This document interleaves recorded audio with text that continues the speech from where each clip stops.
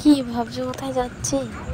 দিনটা ছিল গুরু পূর্ণিমা, আর আমরা সবাই মিলে, আমি, আমার ছেলে, আমার যা, আমার বোন, বড়বাবু সবাই মিলে যাচ্ছিলাম গুরু পূর্ণিমা যেখানে অনুষ্ঠান হচ্ছিল সেইখানে আমরা যাচ্ছিলাম। এই যে আমি এখানে এসে নমস্কার করে নিলাম, আর খুব সুন্দর এখানে কীর্তন হচ্ছিল, খুব ভালো।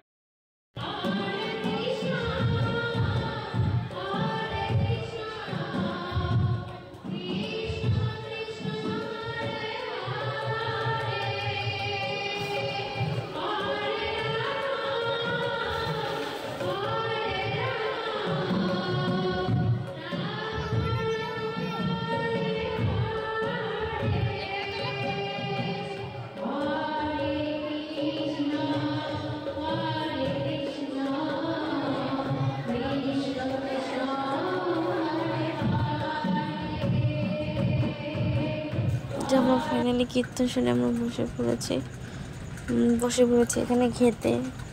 যেহেতু আমরা অনেক লেট করে গেছিলাম, প্রায় অনেক দেরি করে গেছিলাম, বড়বাবুর পরীক্ষা ছিল, পরীক্ষা দিয়ে এসছে, তারপরে আমরা এসেছিলাম। আর এত পরিমাণ লোক হয়েছে, প্রচুর লোক হয়েছে এখানে গিয়ে সত্যি আমাদের খুব ভালো লেগেছে, সত্যি ভালো লেগেছে। এই দেখো আমরা সবাই বসে আছি, প্লেটটা দিয়ে দিয়েছে, কখন ভাত দেবে তার জন্য সবাই বসে আছি, যেহেতু অনেক লেট করে গেছিলাম।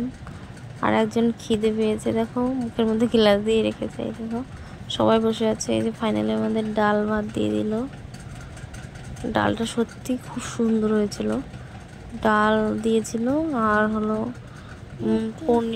পনির তরকারি দিয়েছিল, আর লাস্টে পায়েস দিয়েছিল। এই যে পনির তরকারিটা খুব সুন্দর হয়েছিল, সব প্রসাদই খুব ভালো হয়েছে, সত্যি খুব সুন্দর হয়েছে। এই যে পায়ে দিয়ে দিয়েছে। লাস্টে আমরা একটু দেখো এত পরিমাণ বৃষ্টি হয়েছে, মাঠের মধ্যে জল জমে দেখো কি অবস্থা হয়েছে।